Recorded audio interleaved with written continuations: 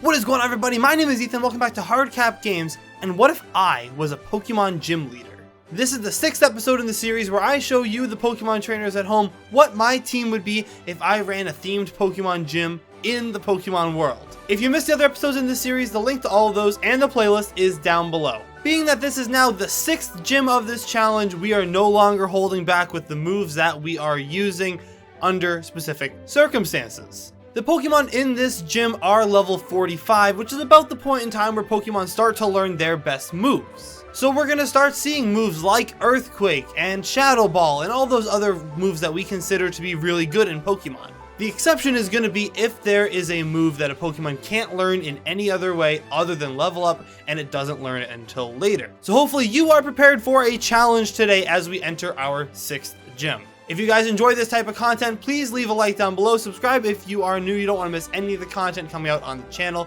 because it only gets better from here. And with that being said, let's just find out what gym number 6 is. Now, when little HardCap Games Ethan went off to college, he studied in the sciences. Most of my coursework when I was in college was in various fields of biology and geology, and in fact, I got a double major in the two of them. Science was always a subject that I loved learning about, and I wanted to find a way to make a science-themed gym. Now, the setting for this gym is inside a very large science lab similar to the Aether Paradise over in Alola. But instead, this one is in the middle of actually a pretty small town. Most of the residents actually work at the laboratory. This town that we're in mostly exists to service the lab and the people that work here. This lab is where the great Pokemon researcher Professor Ethan resides studying biology, and coincidentally, he's also the gym leader for the town. Now, me as the gym leader, I'm an incredibly busy man, and I don't have time to go run a gym over there. So your best bet if you want to find me is to come actually visit me at my lab. But that will be no easy task, because I have many people who work under me that understand how important my work is. They're not just going to let you walk into the laboratory and do whatever you want. The biggest challenge you're going to face in this gym is actually the gym challenge. When you first walk in the lab, the first thing you see is a big sign that says, "Due to accident risk, ground type moves are prohibited on company property." One of the lab researchers tells you that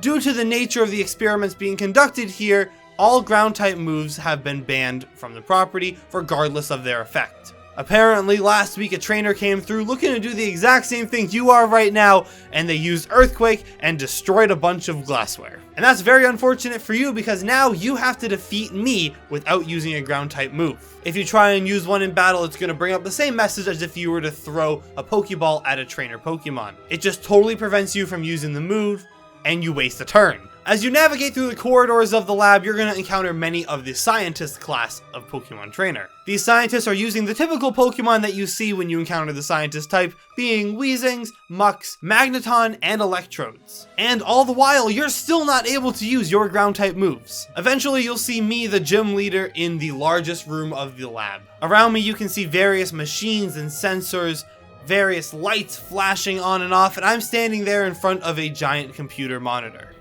It's impressive, isn't it? I saw you coming on the monitors. You're quite the battler. I assume you're here for a gym battle then. You nod your head yes. My life work is in these rooms. I don't mind battling you here, but we gotta be careful, okay? And remember, there are no ground type moves in my laboratory. I have spent sleepless nights and countless days researching, trying to find what it is that makes Pokemon unique. What is it that makes Pokemon different? How are they able to have typings attributed to them, utilize moves and fantastical powers, while we as humans are stuck here with them with no such ability? I've spent years trying to crack the code, and I feel that I'm so close, but the answers always evade me. How about it, kid? Do you want to help me with my research? Then give me everything you've got. And so the battle begins, and out comes my first Pokemon, Revavroom. My Revavroom is holding the metal coat to power up its steel type moves and has the ability Filter, reducing the damage that super effective moves will do. With the adamant nature and the moves Iron Head, Poison Jab, Zen Headbutt, and Shift Gear, Revavroom is hoping that it can come in and be a little bit annoying to you. It's not too incredibly fast, which is what Shift Gear is for, but its attack stat is 119, and that cannot be disregarded when you're taking this thing down. As a side note, I did want to put Spin Out on this Pokemon, but Spin Out is not a TM. It can only be learned by level up at level 52 on Revavroom, so I decided to not put it on because it wouldn't know it at this level. Otherwise, that's a move that totally makes the team, and if this was 1 or 2 gyms later, it would be there. However, the consensus online and from what I've seen is that Revavroom is not too strong, so you'll be able to defeat it probably relatively quickly. But that's no matter because my next Pokemon is Reuniclus. This leftovers holding Bold Natured Cell is using the moves Psyshock, Focus Blast, Recover, and Calm Mind, hopefully to give it a little bit of longevity and bulk. If you can't take out Reuniclus quickly, you might find that Calm Mind and Recover spam is a little too much for you to overcome, especially when that's all paired with the leftovers item. If you let Reuniclus get set up, you might struggle against him. But once again, you will defeat my Pokemon, forcing me into my third Pokemon, Electivire. Now, Electivire, as you might know, is not all that great. It's always had a small, not really used niche inside the Pokemon PU metagame. And it's really never been out of that, maybe into NU every now and then. Electivire's moveset has always been good. It gets a ton of coverage moves, it has pretty solid attack stat, and its special attack is nothing to sneeze at either. You can run it in either way, but the problem is that it's weak to ground types. And Earthquake is everywhere in the Pokemon metagame. Electivire is not really fast enough to hit things that use Earthquake, and it doesn't get the coverage moves to deal with ground types naturally. It overall just gets eclipsed by other electric type Pokemon. However, in this fantasy world where you're not allowed to use ground type moves, I got a shot here. He might be able to find some usage. My Electivire is a mixed attacker using the moves Thunderbolt, Flamethrower, Ice Punch, and Darkest Lariat. This just gives it as much coverage as possible. It is also holding the Life Orb to power up those attacks. I really did try to give Electivire as much help as possible. Maybe I carved out a little niche for it in this groundless metagame. Who's to say? But of course you will defeat Electivire, forcing me into the second half of my Pokemon, and my fourth Pokemon, Ditto.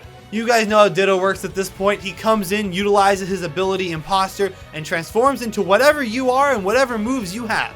Ditto is also holding the Quick Powder to give it a little more speed, and it is paired with the Hasty Nature to make it even faster. Hopefully your Pokemon doesn't have a coverage move that's effective on itself, or else it's really gonna hurt when I use your moves against you. My fifth Pokemon is a new Pokemon, Iron Thorns. Iron Thorns is the future Paradox form of Tyranitar. Iron Thorns has a natural attack stat of 134, meaning it's gonna hit you incredibly hard. Iron Thorns also has the ability Quark Drive. This is an ability shared by all future Paradox forms. When a Pokemon with Quark Drive is on the field and electric terrain is active, or it's holding the booster energy, its highest stat gets boosted an additional 30%, unless it is speed, in which case it is 50%.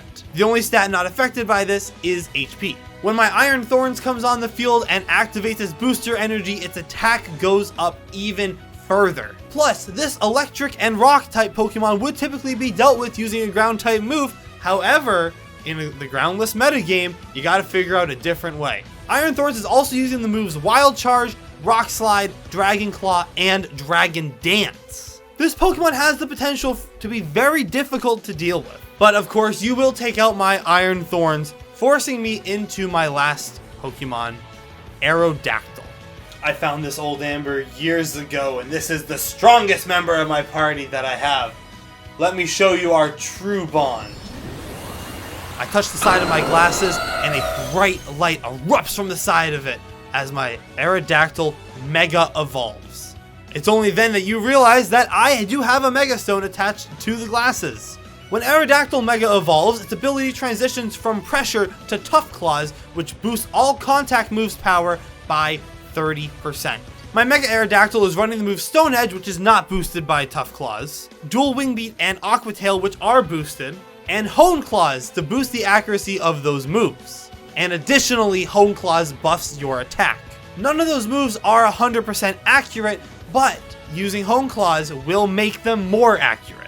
With the Jolly Nature making this thing faster, Mega Aerodactyl is ready to take some lives. But of course you will defeat my Mega Aerodactyl, meaning you have defeated me and the 6th gym. Excellent, excellent. This data will prove most useful to me. Here is your reward. Consider it a thank you for helping me with my work.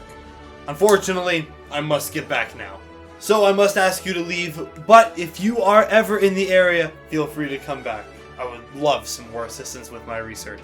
I hand you the gym badge and the TM for Stone Edge, and with that, you have successfully completed the challenge. So there we have it. That's what my team would be if I ran a science-themed gym in the Pokemon world. If you guys enjoyed, be sure to leave a like down below, drop a comment, what would your science-themed team be, and don't forget to subscribe so you don't miss any of the content on the channel. Be sure to check out last week's episode if you missed it right here, and check out the entire playlist right there. And with that being said, thank you so much for watching, everybody. Hope you did enjoy. My name is Ethan, this has been HardCap Games, and I will see you in the next episode.